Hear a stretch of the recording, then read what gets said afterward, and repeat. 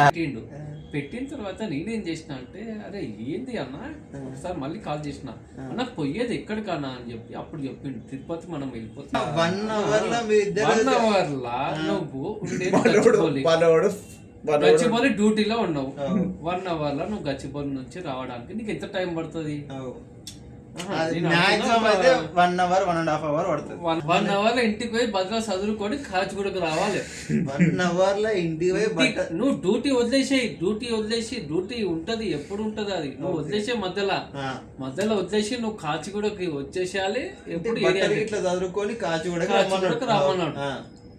సరే అని చెప్పి నేను అటు ఇటు ట్రై చేసినా. ట్రై చేసి 7:30కి మనం కాచిగూడలో ఉండే, అంటే ఫిర్ బి కాచిగూడలో ఉండడానికి నేను ట్రై చేసిన, కానీ అది మనం ఇక ఫలక్నమలని అడసెట్ మ్యాటర్ ఏమైందంటే, ఆ రోజు మనోడు డ్యూటీలు ఉంటే నేనేం చేసిన, ఫోన్ చేసి ఏడునో శివ అని అడిగిన, అన్న డ్యూటీలు ఉన్నాను అన్నాడు. నువ్వు ఒక పని చేయి, మీ ఇంటికి పోయి నా దగ్గరికి బట్టలు చదువుకొని నా దగ్గర కాచిగూడకు రా అంటే, మనోడు ఏమన్నాడు, అన్న ఇప్పుడు తాళం ఎట్లా ఇవ్వాలన్నాడు, ఇప్పుడు ఇంకా డ్యూటీ అయిపోలేదు అన్న అంటే, నువ్వు ఏం చేస్తావు నాకు తెలియదు. మనోడు ఆడికి తాళం ఇచ్చేసి అన్నాడు, నేను వస్తున్నా టింగ్ డింగ్ డింగ్ డింగ్ పొట్టాడు కదా, టింగ్ డింగ్ డింగ్ డింగ్ అని వచ్చిండు. వచ్చిన తర్వాత ఈడికి రాలేడు కాచిగూడకి, ఇంటికి పోయి ముఖం కాలు చేతులు కడుక్కొని అప్పటికి టైం అయిపోతుంది. 2 టికెట్లు తీసుకున్నా. అంటే రెడీ ఉన్నావు నువ్వు టికెట్లు? నేను ఆల్రెడీ ఎప్పుడు చెప్పినా 6 గంటలకు చెప్పిన, సాయంత్రం 6 గంటలకు చెప్పి 7:30కి రమ్మని. 7 గంటలకి 7:25 ట్రైన్ ఉంది. చెప్పండి మొత్తం స్టోరీ. 7:25 ట్రైన్ ఉంది. 7:25 ట్రైన్ ఉంటే నేను మనోడికి చెప్పిన, 7:25 ట్రైన్ ఉంది, నువ్వు 7 గంటలకు కాచిగూడలో ఉండాలి. ఏం చేస్తావు? మనోనికి ర్యాపిడో బుక్ చేసిన, ర్యాపిడోలో ఇంటికి పోయిండు. ఇంటికి వెళ్ళి వచ్చేటప్పుడు మనోనికి హైలైట్ ఏంటంటే, మనోడు ఏం చేసిండు, ఈడ ఓవర్ షార్ ఏం చేసిండు అంటే, అన్న ఇప్పుడు ఎట్లాగో ఫలక్నామా మీద ఉంటే ట్రైన్ పోతుంది, నాకు ఫలక్నామా కొంచెం దగ్గరనే అవుతుంది, నేను ఫలక్నామాకి పోయి ఫలక్నామా దగ్గర ట్రైన్ ఎక్కుతానన్నాడు. సరే శివ నువ్వు ఒక పని చేయి అట్లనే చేయని చెప్పి నేనేం చేసిన, ఫలక్నామా దగ్గర ట్రైన్ ఆగుతుందని మేము అనుకున్నాం. కానీ తిరుపతి పోయే ట్రైన్ ఫలక్నామా దగ్గర ఆగదు, అది మాకు తెలియదు. మనోడు ఏం చేసిండు, మళ్ళీ ఫోన్ లా ఇంకప్పటికి ఫలక్నామా కూడా రాలేదు, మలక్పేట దగ్గర ఉన్నప్పుడు మనోనికి ఫోన్ చేసి, ఫలక్నామా లాగదు శివ ఇది, ఎందుకంటే వేరీజ్ మై ట్రైన్ లో నాకు చూపిస్తుంది, ఫలక్నామా లాగదు అంటే, సరే అని ఒక పని చేస్తా, ఉమ్దాబాద్ స్టేషన్ అని చెప్పి శంషాబాద్ దగ్గర ఒకటి ఉంటుంది, ఆడ స్టాప్ ఉంది, అయితే ఆడికి రా శివ అంటే, మనోడు ఏం చేసిండు, నాకంటే ముందే, నేను మలక్పేట దాటక ముందే, మలక్పేట దాటలేను గుర్తులేదు, మలక్పేట దాటక ముందే మనోడు ఏం చేసిండు, లోకల్ ట్రైన్ ఎక్కిండు. ఉమ్దాబాద్ లో దిగుదామని చెప్పి లోకల్ ట్రైన్ ఎక్కిన తర్వాత హైలైట్ అయింది, ఈ ఎక్స్ప్రెస్ పోవాలంటే ఉమ్దాబాద్ లోకల్ ట్రైన్ ఆపేస్తాడు. మనోడు ఎట్టుగా ఫలక్నామా దాటక ముందు ఉమ్దాబాద్ ముందే ఆగిండు. ఆ ట్రైన్ ఏమో ఉమ్దాబాద్ దగ్గర దిగింది, నేను ఉమ్దాబాద్ లో దిగేసిన తర్వాత మనోడు మెల్లగా లోకల్ ట్రైన్ వేసుకొని వచ్చాడు. హైలైట్ అంటే ఆ ట్రైన్ వెళ్ళిపోయింది, చింపేసిన తర్వాత మళ్ళీ ఇప్పుడు స్టోరీ హైలైట్ ఉంటుంది. ఉమ్దాబాద్ నుంచి ఇప్పటికిప్పుడు ట్రైన్ పోవాలంటే ఏది ఉందంటే, సికింద్రాబాద్ నుంచి ఏది మన వందే భారత్ ఉంది. అంటే ఏ వారం అది, అంటే అది ఏ వారం గుర్తులేదు కానీ వందే భారత్ అయితే ఉండే, వందే భారత్ ఉండే. వందే భారత్ కోసం మేమేం చేసినాం, శంషాబాద్ లో మళ్ళీ హైలైట్ ఇడ శంషాబాద్ లో బార్లకు పోయినాం. బార్లకు పోయి బార్ల తాగినాం, తిన్నాం. రాత్రి 12 గంటలకు 1 గంటలకి ఏమో ట్రైన్ ఉండే, ఏదో గుర్తులేదు ట్రైన్. ఆ నుంచి సికింద్రాబాద్ వచ్చినాం. శంషాబాద్ నుంచి మళ్ళీ సికింద్రాబాద్ వచ్చినాం. సికింద్రాబాద్ వచ్చి సికింద్రాబాద్ లో అడిగితే Vande Bharat train pre booking, అంటే ముందు బుక్ చేసుకోవాలి. అప్పటిదప్పుడు ఇయ్యో ట్రైన్ టికెట్ ముందు బుక్ చేసుకోవాలి.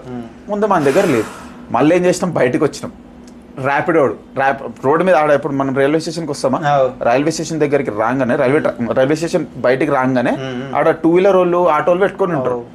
నేను ఆల్రెడీ సైకిల్ ఉన్నా, ఎందుకంటే అనుకున్న పని కాలేదు, సైకిల్ ఉన్నా. వాడు నేను ఇట్లా వస్తుంటే వాడు వచ్చి ఏడుకోవాలని అన్నాడు.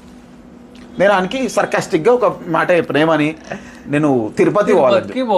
వాడు నేను దింపేస్తాను, 2 వీలర్ దింపేస్తాను, దింపేస్తాను, ఇద్దరం ఉన్నామని చెప్పిన. దింపేస్తా, అరే నాకు వదిలేసారా, ఎందుకు చెప్తున్నావు ఇవన్నీ, వదిలేసే, కొంచెం మైండ్ బాగాలేదన్నా, కొంచెం ఆగిపో అని చెప్తే, నేను దింపేస్తా చెప్పి ఎడుకోవాలన్నాడు. నేను 2 వీలర్ పైన కూర్చున్నాడు మన శివాడి. ఇప్పుడు నేను 20,000 30,000 ఇస్తాను, నన్ను తిరుపతి దాకా తీసుకున్నాను. మనోడు అన్న పోనీ అన్న మనోడు ఆగు శివ. అయితే మనోడు అన్న వాడు ఏదో ఫ్లోలో అన్నాడు అన్న, జర వదిలేసా అన్న, ఎందుకన్నా అదే అని వీడు అంటున్నాడు, వాడేమో అన్న నేను తిప్పేస్తా అన్న అన్నాడు. నేను తిప్పేస్తానా ఎక్కిన నీకు టెన్షన్ ఏం లేదు.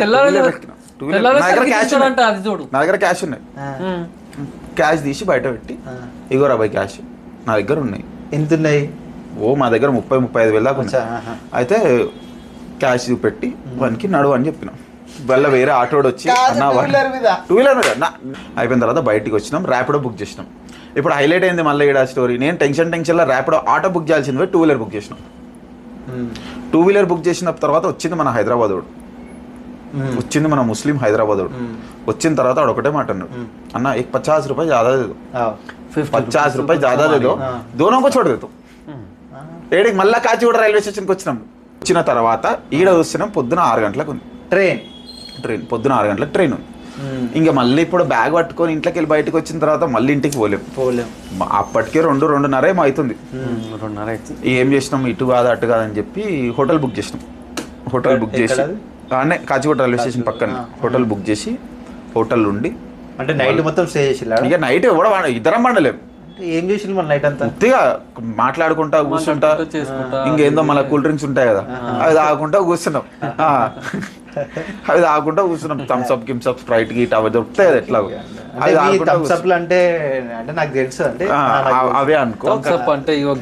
అంటే తెల్లారి కరెక్ట్ ట్రైన్ పట్టుకున్నాం. ఇక అంటే మళ్ళా కాచిగూడని ట్రైన్ పట్టుకొని డైరెక్ట్ తిరుపతి, ఇక డైరెక్ట్ తిరుపతి రేణిగుంట నుంచి కొంచెం అంటే తిరుపతికి ట్రైన్ లేదు, అంత పొద్దున డైరెక్ట్ ట్రైన్ లేదు. తిరుపతి ఉంది ట్రైన్, కానీ అది సాయంత్రమో ఏదో ఉంది నెక్స్ట్ డే.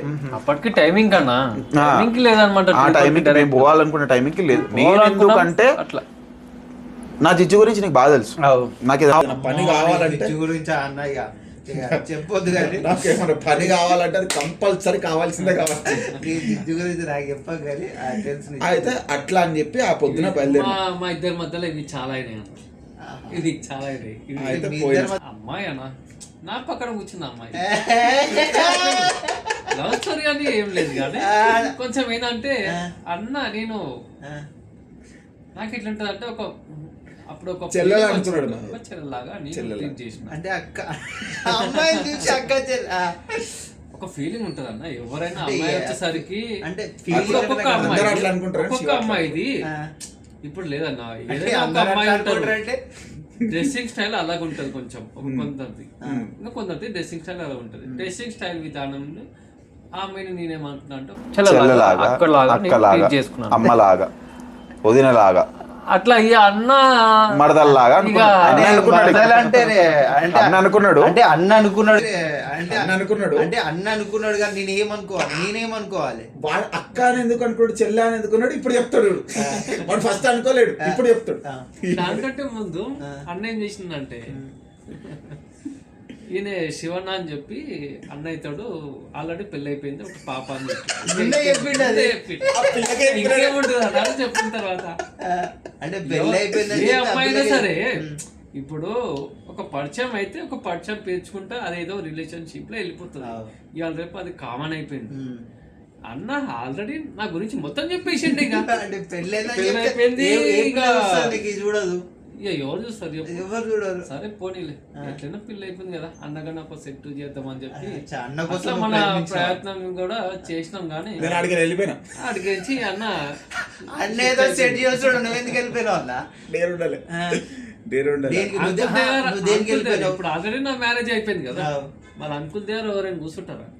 అంకుల్ దగ్గర ఎవరు కూర్చోరు. ఆయన ఫీలింగ్ అలాంటిది అనమాట. అంకుల్ దగ్గర నేను కూర్చుంటే నేను కూడా అంకుల్నే అనుకుంటారు అని చెప్పి వెళ్ళిపోయింది. ఫస్ట్ పిల్లని పక్కన పెట్టి నేను ఎందుకు వెళ్ళిపోతాను అని చెప్పి అంటే కోసమే ఆలోచించిన వాళ్ళది ఏం నడుస్తుందో పోయి మనం మధ్యలో ఎందుకు అని చెప్పి నేను వెళ్ళిపోయిన ఆడికి. నేను సైలెంట్ గా నువ్వు ముందే చెప్పినావు కానీ పెళ్లి అయిపోయింది అని చెప్పి ఆ పిల్లని మోసం చేయొద్దు కదా. పిల్లలు మోసం చేయద్దు, నువ్వు చెప్పకుండా చెప్పదు. ఇప్పుడు ఈ వీని చెల్లెలు నాకు చెల్లెలు లాగా, ఆ పిల్ల అయితే చెల్లెలు కాదనుకో, సెకండరీ వదిలేసి. కానీ ఇప్పుడు నేను ఒకవేళ చెప్పలేను అనుకో, వీని పిల్లని నేను మోసం చేసినట్టు అవుతుంది, మళ్ళీ ఆ పిల్లని మోసం చేసినట్టు అవుతుంది. ముందు ఇక అమ్మ ఆయనకి పెళ్ళి అయిపోయింది, ఆయనకి 2 పిల్లలు, నువ్వు చేసుకుంటా అంటే చేసుకుంటా అంటే చేసుకోని చెప్పలేను కానీ ముందే చెప్పేస్తే మంచిది కదా. చెప్పాల్సింది లేకుండా వాళ్ళు అట్లా ఎవరు జస్ట్ ఒక పెళ్లి చేసుకునే సగం చుట్టూ వెళ్ళిపోయింది దానికి ఇంకో పిల్లని పట్టుకుంటే మొత్తం పోడకుండా అయితే నా టెన్షన్ నాకు ఉంటుంది కదా శివ. అంటే నువ్వు కాదు అదే అంటే ఈయన గురించి ఆలోచించినవా లేకపోతే ఈయన ఫ్యూచర్ గురించి ఆలోచించిన? ఆయన ఫ్యూచర్ గురించి ఆలోచించిన, ఆయన గురించి వాడి జుట్టు గురించి ఆలోచించండి. ఎందుకంటే ఇప్పుడు శివన్నకి జుట్టు లేదని చెప్పి నువ్వు జుట్టు లేదని కాదు, ఒక్క పెళ్లి చేసుకుని శివ టెన్షన్ పడి సగం జుట్టు వెళ్ళిపోయింది. అంటే ఇంకో పెళ్లి కానీ ఇంకో పిల్ల టెన్షన్ పెడితే ఈగలేడు కాబట్టి నేను వాడి గురించి ఆలోచించే ఇంకా పోతుంది అట్లా వాని గురించి ఆలోచించి నేను చేసిన. నేను అటు ఇటు చేసి నా ప్రయత్నం ఏదో అన్న ద్వారా అంటే చెల్లెలు కదా అని చెప్పి నువ్వేమనుకున్నావంటే అన్నకు సెట్ చేద్దామని చెప్పి నేను అనుకుంటే అన్న నాకు సెట్ చేసుకుంటామో అని చెప్పి యశ్వంత్ నీకేం చేసిండు ముందే చెప్పేసిండు. ఆల్రెడీ మీ ఇద్దరి మధ్య ఏమో నడుస్తుంది అని చెప్పి ముందే చెప్పేసిండు. ఆ పిల్ల ఎక్కడ దిగింది? స్టేషన్ ఇప్పుడు నాకు కూడా తెలియదు మన గుర్తెట్టుకున్నాడు. ఇక ఏంటంటే అన్న అదృష్టం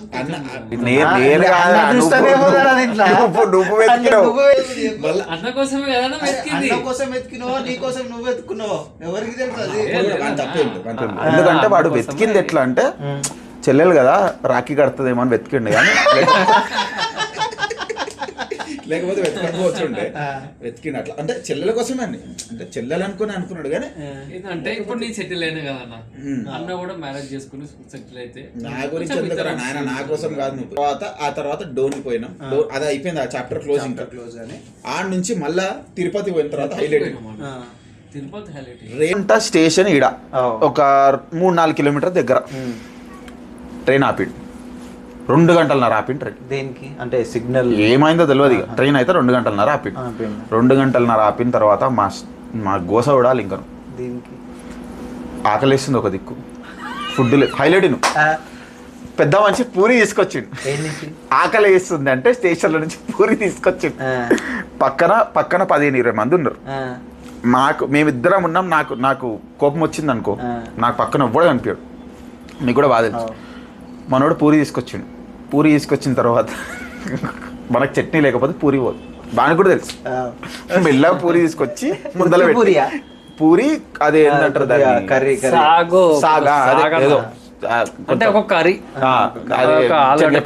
పిండి ఏదో చేస్తారు, అది మనకు తెలియదు. అది తీసుకొచ్చిండు. నేను వచ్చినా తినా. మనోడు ఏం చేసిండు, అది తీసుకొని వచ్చి ముందర పెట్టిండు. మనోడికి ఆల్రెడీ తెలుసు సిచ్యువేషన్ తినమని తెలుసు.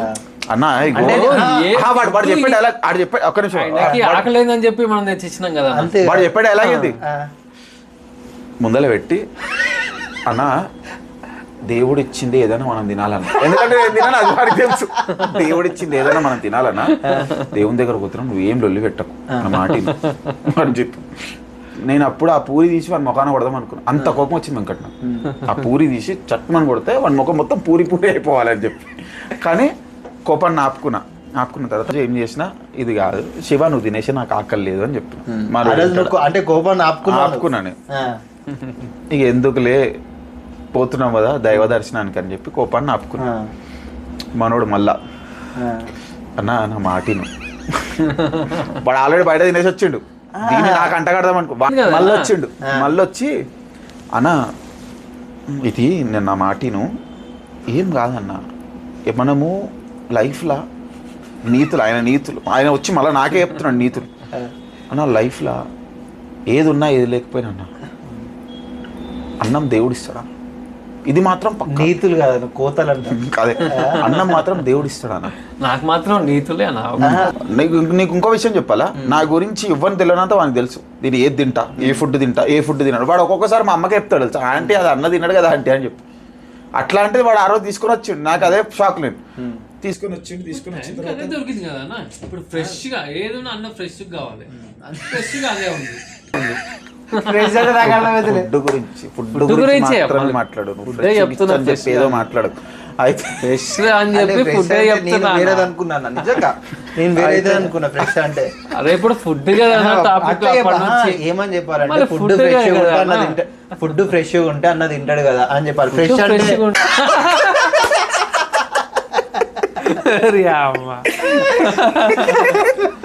పచ్చలప్పుడే చురు చెప్పానా చెప్తున్నాను మొత్తం నవ్వినంగా